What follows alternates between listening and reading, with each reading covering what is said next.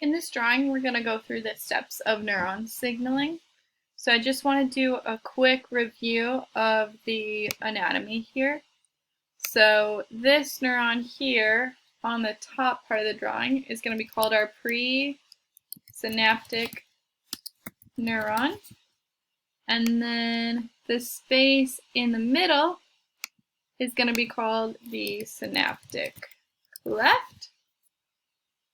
And then the neuron on the bottom here is going to be postsynaptic neuron. On the presynaptic neuron, these little blue circles are called synaptic vesicles, and inside them the little pink dots are neurotransmitters. The little green lines here are voltage-gated calcium channels. Remember, calcium has a 2+ charge. And then the channels here on the subsynaptic membrane are going to be ligand-gated channels. And I'm not going to call them anything specific because it kind of depends on what the ligand is. Remember, the ligand can be the neurotransmitter, but depending on if it's a sodium or potassium-gated channel, that will determine what the effect is. So I'm just going to leave it as a generic ligand-gated channel for now. Okay, so step number 1, I'm going to do here in this lovely like peach color. So step number 1, an action potential travels down the membrane and reaches the synaptic knob, which is the swollen part here of the presynaptic neuron. So we call this number 1. So number 1, action potential travels along the membrane and reaches the synaptic knob of the presynaptic neuron. Next, what happens is this change in electricity causes the voltage-gated calcium channels to open. Calcium present outside of the cell rushes in. Remember, calcium is in a higher concentration outside of the cell. So when this gate opens, it rushes in. So when calcium rushes in to the cell, that causes these synaptic vesicles to fuse with the membrane, and they release their contents into the synaptic cleft.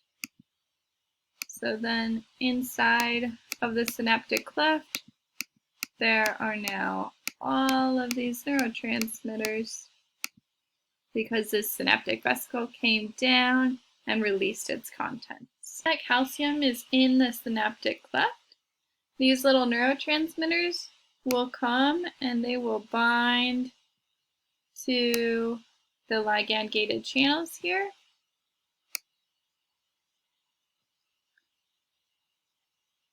And when they bind, that causes the opening of the ligand-gated channels. So this is step number 4. So once the ligand binds, it causes the ligand-gated channel to open, and that allows the exchange of sodium and potassium. So remember, potassium is a high concentration inside of the cell, and sodium is a high concentration outside of the cell. So when the ligand-gated channels open, it allows the exchange, so potassium can exit or sodium can enter, and that depends on what type of neurotransmitter and what type of ligand-gated channel.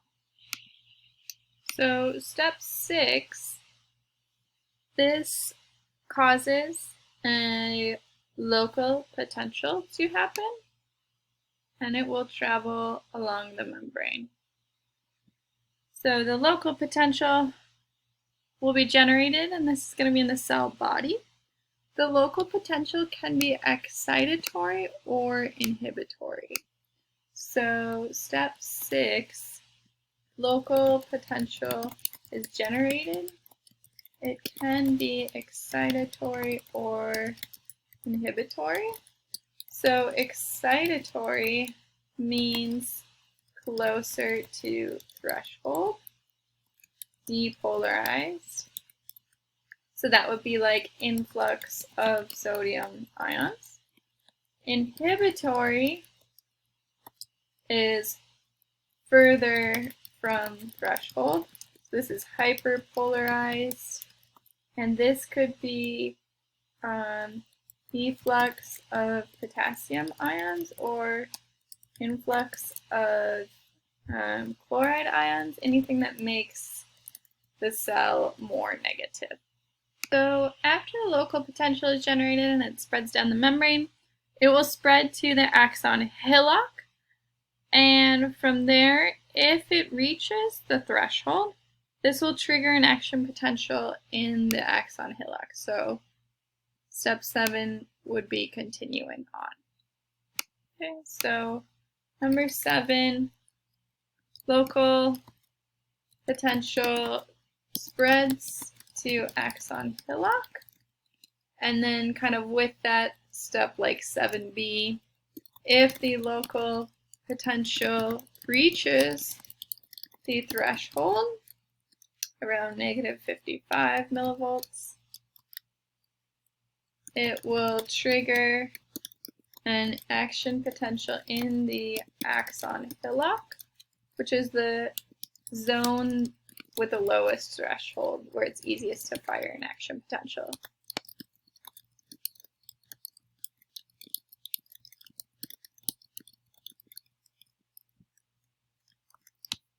Basically the steps of neuron signaling. So first, action potential travels along the membrane, reaches a synaptic knob. That change in electricity causes this voltage-gated calcium channel to open. Calcium rushes in.